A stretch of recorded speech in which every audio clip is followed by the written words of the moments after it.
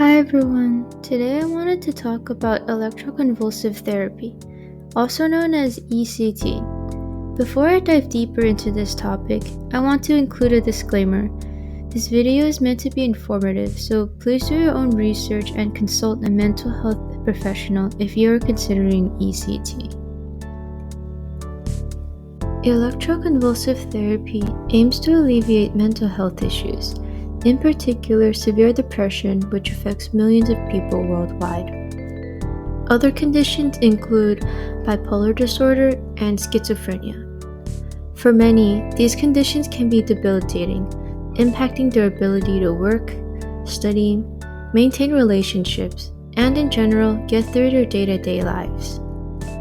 ECT is seen as a treatment option when traditional treatments, such as antidepressant medications and psychotherapy, are ineffective for the individual. I chose to speak about this topic because I wanted to spread more awareness on the importance of mental health. I feel that this is something many people struggle with, including myself, and yet we try to keep it to ourselves and pretend that everything is okay when it is really not.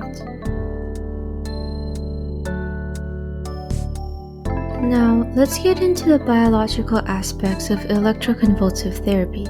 ECT involves sending small electric currents through the brain, which intentionally triggers a brief seizure.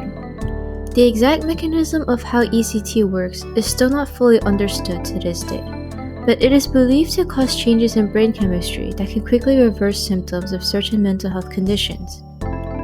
Research indicates that ECT can increase the levels of neurotransmitters like serotonin, norepinephrine, and dopamine, chemicals that play a crucial role in mood regulation. Additionally, ECT may promote neuroplasticity, which is the brain's ability to change and adapt in response to experiences and environmental changes. It involves reorganizing neural connections, allowing for better learning of new skills and recovery from injuries. This procedure is controlled to ensure patient safety. Before the treatment, patients are given anesthesia to put them to sleep, and muscle relaxants are administered to prevent any physical convulsions during the seizure. The electrical currents used in ECT are tailored to each individual. One aspect is the electrode placement, which can either be bilateral or unilateral. Bilateral ECT involves placing electrodes on both sides of the head, delivering electrical currents to both hemispheres of the brain. This method is often more effective but may come with a higher risk of side effects. On the other hand, unilateral ECT involves placing electrodes on only one side of the head, typically the right. This approach targets one hemisphere and generally has a lower risk of side effects. Patients may receive ECT 2 to 3 times a week, depending on their specific condition and response to the treatment. The total number of sessions can vary, but many patients undergo a series of 6 to 12 treatments over several weeks, with the procedure typically lasting a few minutes. Like any treatment, side effects are not uncommon. These side effects include memory loss and confusion immediately following the procedure, which usually resolves within a few hours. Physical side effects can include headaches, muscle aches, and nausea.